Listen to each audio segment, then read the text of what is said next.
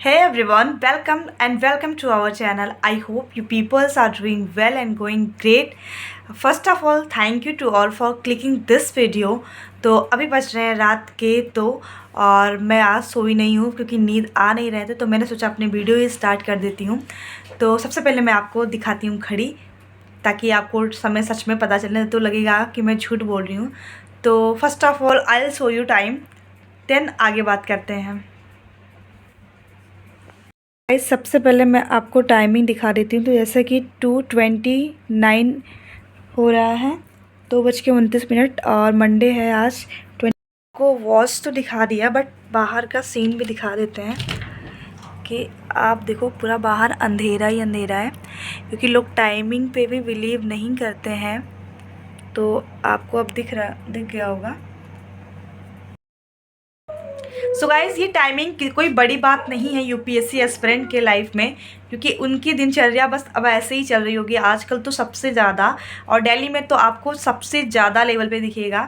तो this is not big for us. एक बार फिर से मैं कह रही हूँ ये बात, आई नो, बट क्या करें, दिमाग से यही निकल रहा है, और रिवीजन रिवीजन रिवीजन रिवीजन बस यही चल रहा है।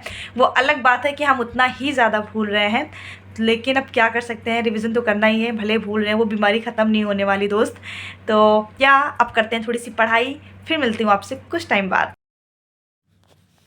सो गाइस, अभी मैंने स्टार्ट कर दिया है मेडिवल हिस्ट्री का रिवीजन, और जिसमें मैं पढ़ रही हूँ Chola empire which is situated on river of Kaveri in Tamil Nadu, और जिसका टाइम पीरियड था 9 to 13 सेंचुरी। और चोला एम्पायर की बात कर रहे हैं तो इनकी फाउंडर के बारे में जान लेंगे। इसके फाउंडर थे विजय आर्य। और सबसे इंटरेस्टिंग बात मैं आपको चोला एम्पायर के बारे में बताऊंगी। चोला एम्पायर का सबसे इंटरेस्टिंग बात जो मुझे लगा वो था लोकल एडमिनिस्ट्रेशन। जो विलेज असेंबली थी वो काफ़ी ज़्यादा डाइवर्स थी, और जैसे कि उर हो गया, सभा हो गया, महासभा हो गया, और नागाराम हो गया। तो ये जो सारे डिवीज़न थे विलेज असेंबली के, on the basis of their profession, जो वहाँ के लोग थे उनके प्रोफेशन के अकॉर्डिंग उनके विलेज असेंबली का डिवीज़न किया गया था। तो जो उर था, उर was the village assembly for land holding classes, जो लैंड को होल्ड करते थे उनके लिए था उर। और जो सभा था, सभा वॉज अ असेंबली फॉर ब्राह्मणीज, जो ब्राह्मण थे उनके लिए सभा विलेज असेंबली था। और नागाराम था, Nagaram was a assembly for merchant, जो ट्रेड करते थे। तो मतलब इस बेसिस पे उन्होंने अपने विलेज असेंबली को भी डिवाइड किया था। तो मुझे थोड़ा इंटरेस्टिंग लगा, तो मैंने सोचा आप लोग के साथ share. A few moments later. Guys, अभी बज रहे हैं रात के 3:30, और मुझे लगने लगी है अब नींद, और तो मैं सोच रही हूँ कि सो जाती हूँ और फिर उठूँगी सुबह तो पढ़ाई कर लूँगी। फिर मिलती हूँ आप लोगों से, तब तक के लिए bye bye and good night to all. 6.5 hours later. Hey everyone, very very good morning to all. और अभी बज रहे हैं सुबह के 9। नहा धो के मैं हो गई रेडी, पूजा भी हमने कर लिया है, और जैसा कि अभी आपको दिखा दिया। बट मैं उठ गई थी सुबह 8 बजे ही, बट मैं उसका क्लिप लेना भूल गई थी। तो मैंने सोचा अभी छोटा सा एक क्लिप ले लेते हैं लाइब्रेरी जाने से पहले, क्योंकि उसके बाद तो टाइम मिलेगा नहीं। तो या अभी बाल कंघी करने के बाद मैं जस्ट निकल जाऊँगी लाइब्रेरी। फिर मिलती हूँ आपसे कुछ टाइम बाद, तब तक के लिए bye bye and keep motivated.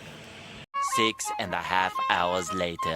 मैंने ले लिया एक छोटा सा ब्रेक, जिसमें मुझे खाने की क्रेविंग हो रही थी, तो मैंने सोचा पकौड़ी खा लेती हूँ, और तो या पकौड़ी ले लिया। तो गाइस, अभी मैं वापस लाइब्रेरी से घर आ गई हूँ, और अभी बज रहे हैं रात के 8:30, और अब मेरा है ब्रेक टाइम आधे घंटे का, जिसमें मैं करूँगी घर वालों से बातें। फिर बातें करने के बाद हम खाएंगे खाना, फिर खाना खाने के बाद अपनी पढ़ाई स्टार्ट करेंगे।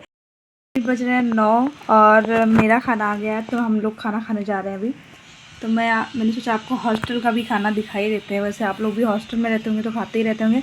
तो आज आया हमारे यहाँ राजमा चावल रोटी, और सैलेड तो मैंने खुद से काटा है, और बनाया है हमने टमाटर की चटनी। तो अब खाते हैं और मिलते हैं आपसे कुछ टाइम बाद।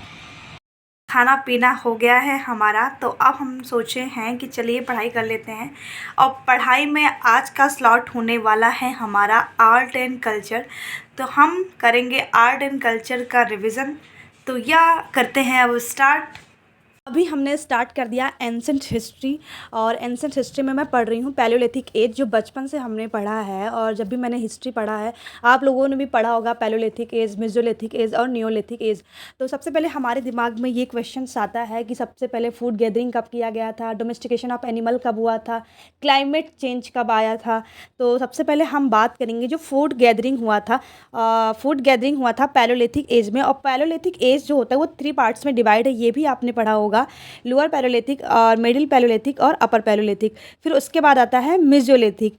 पैलियोलिथिक एज पढ़ लिया हमने, अब उसके बाद आएगा मेसोलिथिक एज, जिसमें क्लाइमेट चेंज के बारे में पता चला था पहली बार। और नियोलिथिक एज में पता चला था एग्रीकल्चर के बारे में। और मेसोलिथिक में एक और चीज़ पता चला था, डोमेस्टिकेशन ऑफ एनिमल। तो डोमेस्टिकेशन ऑफ एनिमल जब हम सोचते हैं या पढ़ते हैं, तो डोमेस्टिकेशन में ये देखते हैं कि कौन कौन से एनिमल का डोमेस्टिकेशन किया गया था। तो उसमें थे गोट्स था, बफेलो था और बुल था, ये सारे एनिमल्स का डोमेस्टिकेशन किया गया था, but cow is not included in this. और नियोलिथिक एज में स्टार्ट हो गया था एग्रीकल्चर करना, और नियोलिथिक में एग्रीकल्चर किया गया था, फूड प्रोड्यूसर बने थे, और परमानेंट सेटल भी स्टार्ट हो गया था, और 200 ट्राइब्स भी मिले थे। तो आई होप आप लोग को इतनी बेसिक नॉलेज तो होगी ही, बट मैंने सोचा थोड़ा सा बता देते हैं आपको। और आप सोच रहे होंगे कि हर चीज़ आप शेयर ही कर देते हो, तो मैं जो पढ़ती हूँ तो मुझे अच्छा लगता है शेयर करना, सो आई थॉट कि शेयर कर देते हैं। और डिवीज़न ऑफ लेबर भी नियोलिथिक एज में ही आया था, जैसे लेबर भी नियोलिथिक एज में था, जैसे कि मेन जो थे वो हंटिंग का वर्क करते थे और वोमेन जो थी वो एग्रीकल्चर का काम करती थी। तो अगर हमारे माइंड में ये क्वेश्चन आया कि डिवीज़न ऑफ लेबर कब स्टार्ट हुआ था, तो नियोलिथिक एज में स्टार्ट हो गया था। तो नियोलिथिक एज का क्या था, एग्रीकल्चर था, फूड प्रोड्यूसर था, परमानेंट सेटलमेंट था, 200 ट्राइब मिल गए थे। और मेसोलिथिक में क्या था, डोमेस्टिकेशन ऑफ एनिमल हो गया था, climate change. A few moments later. अभी हो गया है हमारा ये स्लॉट कंप्लीट, और अब बच गए हैं 11। तो हमने ये डिसाइड किया है कि अब हम जितने भी एंसेंट में आर्किटेक्चर्स थे, सबसे पहले वो कंप्लीट कर लेते हैं, क्योंकि वो भी बहुत ज़्यादा इंपॉर्टेंट होता है। तो अब हम पढ़ेंगे आर्ट एंड कल्चर, जो भी मैंने नोट्स बनाए हैं उससे पढ़ेंगे, और जिसके नोट्स मैंने नहीं बनाए हैं उसको मैं पहले शॉर्ट नोट में कन्वर्ट करूँगी, फिर पढ़ाई करूँगी। तो फिर मिलती हूँ आपसे कुछ टाइम बाद।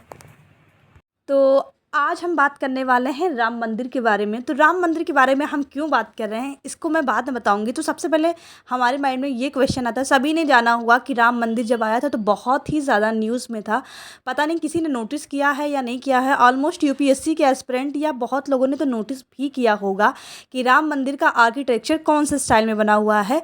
तो जी हाँ दोस्तों, अब हम बात करने वाले हैं कि राम मंदिर का आर्किटेक्चर कौन सा था राम मंदिर का। तो टेम्पल आर्किटेक्चर में 2 टाइप्स के टेम्पल आर्किटेक्चर होते हैं, नागरा स्टाइल और द्रविड़न स्टाइल। तो नागरा स्टाइल जो था वो गुप्ता पीरियड में आया था 5th सेंचुरी में। नागरा स्टाइल जो नॉर्दर्न इंडिया में मिलता है। तो राम मंदिर, सबसे पहले हम ये देखेंगे कि राम मंदिर नॉर्थ इंडिया में है, तो नॉर्थ इंडिया में नागरा स्टाइल है। तो जी हाँ दोस्तों, नॉर्थ इंडिया में नागरा स्टाइल है, तो राम मंदिर भी नागरा स्टाइल में ही बना हुआ है। और द्रविड़न स्टाइल जो है साउथ इंडिया में है। तो आई होप आपको ये पता चल गया होगा। बात करेंगे द्रविड़न स्टाइल के बारे में, which was started by Pallava rulers in 9th century in southern India. तो आई होप आप लोग को क्लियर हो गया होगा कि नागरा स्टाइल जो है वो नॉर्थ इंडियन टेम्पल का आर्किटेक्चर होता है, और जो द्रविड़न स्टाइल होता है वो साउथ इंडिया में जो भी टेम्पल पाए जाते हैं वो द्रविड़न स्टाइल में ही बनते हैं। तो आई होप आपको ये क्लियर हो गया होगा। तो वीडियो के अंत तक ज़रूर बने रहें।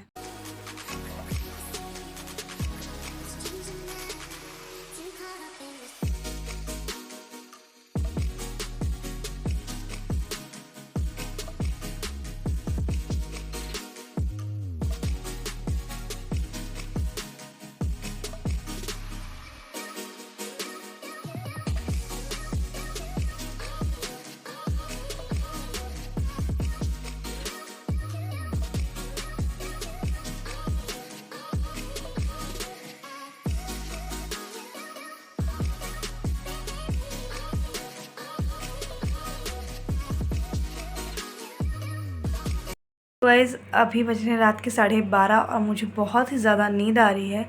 सो I decided I should go for sleep. तो अब मैं सो जाती हूँ और मिलती हूँ आपसे सुबह। Good night to all. 6.5 hours later. Good morning everyone. अभी बज रहे हैं सुबह के 6:30। तो आज मंगलवार भी है, बहुत ही ज़्यादा लेट हो गया है। तो मैं जाती हूँ, सबसे पहले फ्रेशन अप होने के बाद ब्रश वगैरह करने के बाद नहाती हूँ, फिर मिलती हूँ आपसे।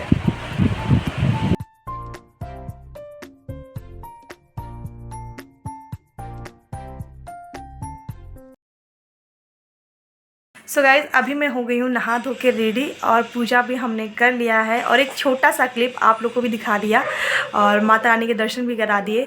मन को बहुत ही शांति मिलती है, इसलिए थोड़ा पूजा कर लिया करते हैं। और अब वीडियो को यहीं एंड करते हैं क्योंकि बहुत ही ज़्यादा लंबा हो जाएगा। मिलती हूँ आपसे नेक्स्ट ब्लॉग में और तब तक के लिए bye bye and thank you for watching.